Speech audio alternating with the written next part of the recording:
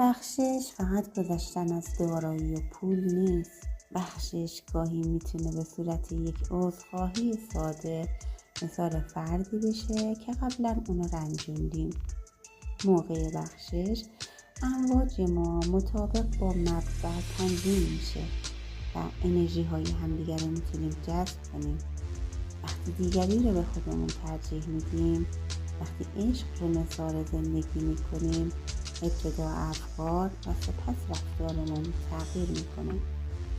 موقع بخشش به خدا فکر کنید، به او که فقط میبخشه بدون اینکه چیزی بطلبه. نعمت‌هاش رو بی قید و شرط در اختیار ما میگذاره و برای اون لازم نیست چیزی بپردازیم یا حتی خدا رو ستایش کنیم. و ما همیشه میبینیم که حتی بندگان بد از نعمت‌های خدا هیچ وقت محروم نیستن. خدا بین ما فرق نمیگذاره. عشق ورزیدن اولین قدم برای دریافت‌های الهیه و اگر ببخشیم عشق بیشتری هم دریافت میکنیم.